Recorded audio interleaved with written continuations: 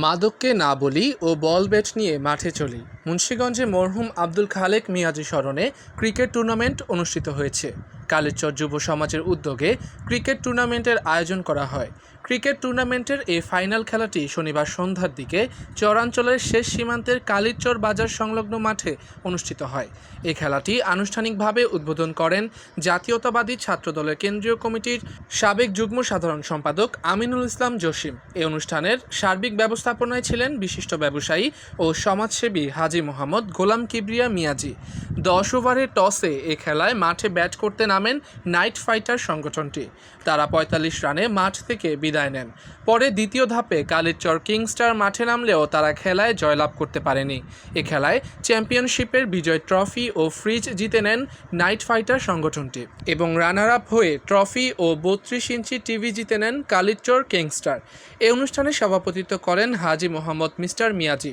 অনুষ্ঠানে উপস্থিত ছিলেন জেলা যুবদলের যুগ্ম আহ্বায়ক মোহাম্মদ নিজাম, জেলা বিএনপির সাবেক সদস্য মোহাম্মদ আনিসুর রহমান উজ্জ্বল, সাংবাদিক কাজী নজরুল ইসলাম বাবুল, চর কেওয়ারের ইতালি প্রবাসী দেওয়ান মোহাম্মদ উজ্জ্বল ও অ্যাডভোকেট মোহাম্মদ রফিকুল ইসলাম রানা।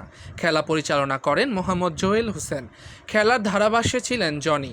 খেলায় আম্পায়ারের দায়িত্বে ছিলেন মোহাম্মদ সোহেল রানা। নাইট ফাইটারের অধিনায়কের দায়িত্বে ছিলেন আবু হানিফ আর কিংস্টারের অধিনায়কের দায়িত্বে ছিলেন রহমত। উক্ত অনুষ্ঠানে বিশিষ্ট ব্যবসায়ী ও সমাজসেবী হাজী মোহাম্মদ মিস্টার মিয়াজি বলেন, একটা মাঠের প্রয়োজন, একটা মাঠের বিশেষ প্রয়োজন।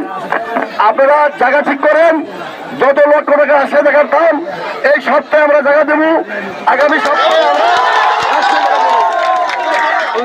কিন্তু এই মাঠটা হবে কালিরচরের সবার। এই 800 মাঠের মাঠটা একটু বড় কিনেন, যত লক্ষ টাকা আসুক, 1 কোটি সই আমরা 1 কোটি দেব। আমি এই বার্তা নিয়ে আসছি কালিরচর একটা মাঠ। 800 সমাজের মুরব্বী যারা আছেন আপনারা বসেন, বসে কোন জায়গায় 2 কানি জমিন কিনুন যায়, সুন্দর একটা মাঠ করা যায়। আর মনে তো যাবো খোলা পানি একটা মাঠ করে দিয়ে